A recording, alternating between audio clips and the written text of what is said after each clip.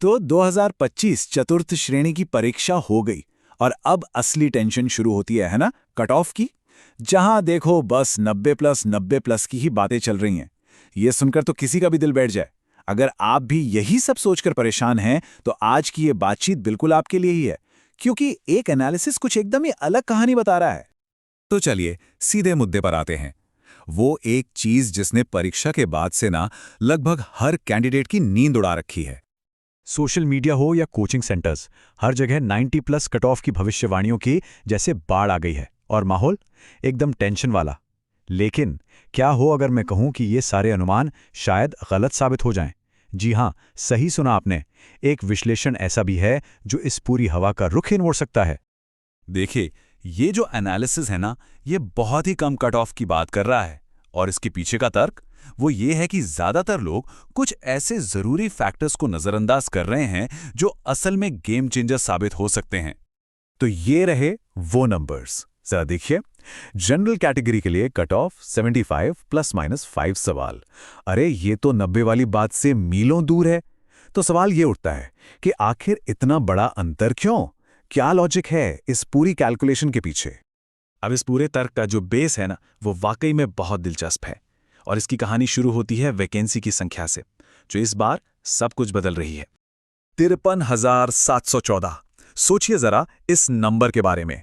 53,000 से भी ज्यादा सरकारी पद।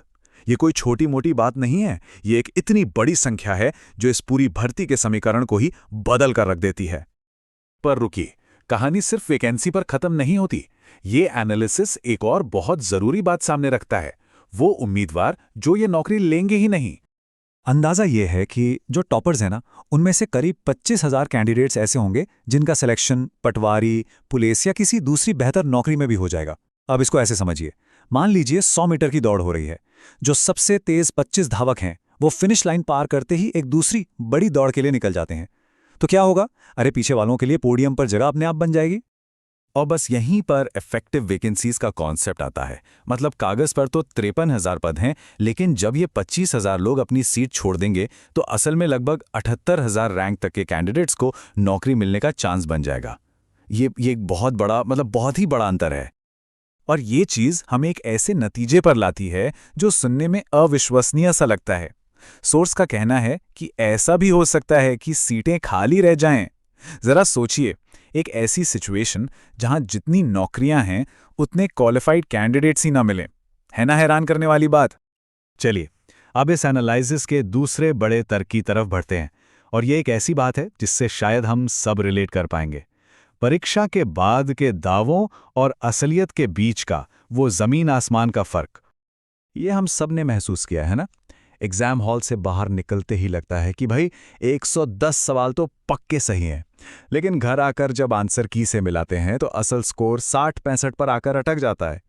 ये एक बहुत ही कॉमन साइकोलॉजी है जो कट ऑफ के सारे अनुमानों को गड़बड़ा देती है।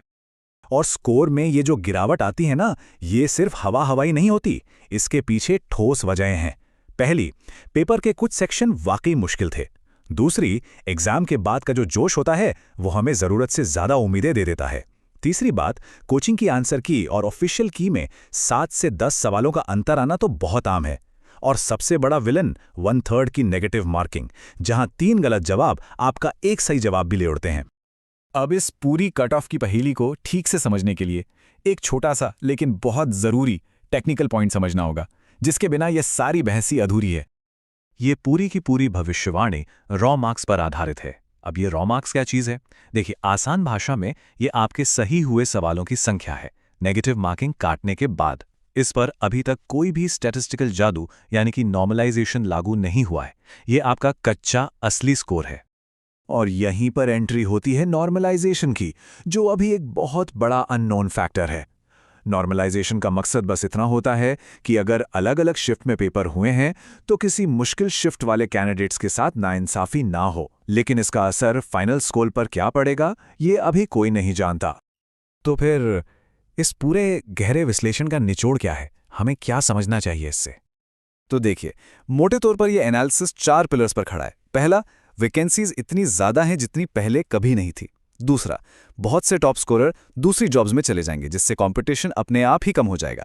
तीसरा, स्टूडेंट्स के असल नंबर उनके दावों से कहीं कम हैं। और चौथा, और ये बहुत ज़रूरी है कि ये सारी बातें रॉ मार्क्स की हो रही हैं, फाइनल नॉर्मलाइज स्कोर की नहीं। और ये हमें एक बहुत ही गहरे सवाल पर लाकर छोड़ता है। तो अगली बार जब कोई कट ऑफ की बात करे तो सिर्फ ये मत सोचिए कि पेपर कितना मुश्किल था।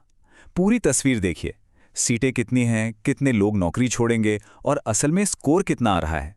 क्योंकि असली कहानी ना अक्सर इन्हीं छिपे हुए आंकड़ों में होती है।